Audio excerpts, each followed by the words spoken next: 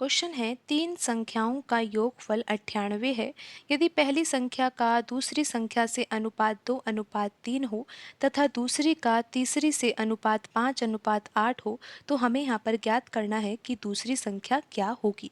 तो यहाँ पर हम लिख लेते हैं फर्स्ट संख्या और हम यहाँ पर तीनों संख्याओं में अनुपात निकालेंगे, क्योंकि अनुपात ही निकाल लेंगे तो हम ये भी पता लगा लेंगे कि यहाँ पर संख्या कौन सी होगी। यहाँ पर दूसरी संख्या ज्ञात करनी है ना, यहाँ तो हम सभी संख्या ज्ञात कर लेंगे, लेकिन यहाँ पर हम अनुपात तो ज्ञात करें।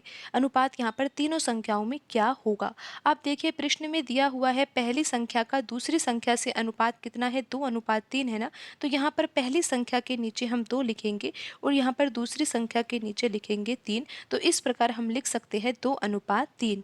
अब प्रश्न में दिया है दूसरी का तीसरी से अनुपात 5:8 है। तो यहाँ पर दूसरी का अनुपात 5 है, तो यहाँ पर दूसरी के नीचे 5 लिखेंगे और तीसरी का अनुपात यहाँ पर 8 है, तो इस तरह से हम लिखेंगे 5:8।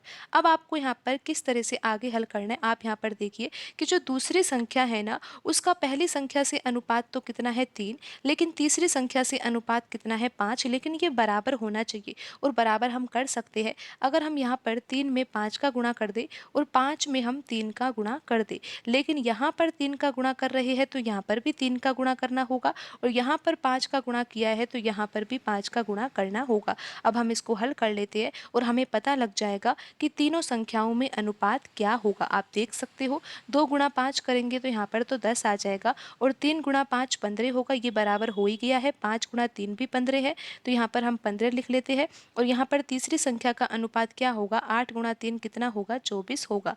तो अब आपको ये पता लग गया है कि तीनों संख्याओं में अनुपात कितना है, 10:15:24। तो यहाँ पर हम लिख लेते हैं फर्स्ट, सेकंड और यहाँ पर है ये तीसरी संख्या और अनुपात कितना है यहाँ पर 10:15:24।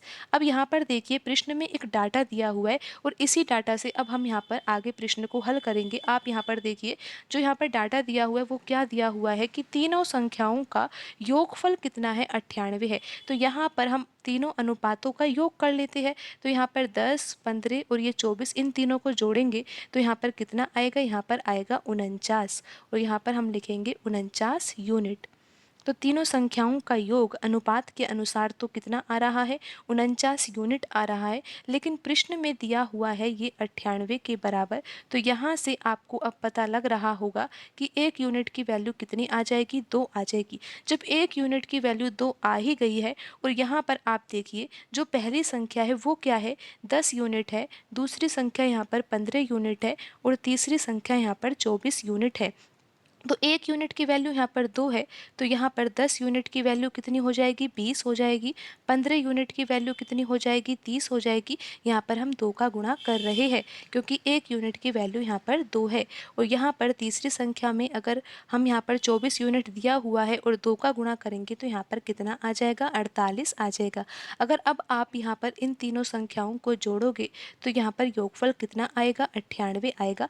लेकिन प्रश्न में पूछा क्या गया है, प्रश्न में पूछा है कि दूसरी संख्या क्या होगी। तो दूसरी संख्या तो यहाँ पर 30 है और यहाँ पर ऑप्शन सी सही होगा।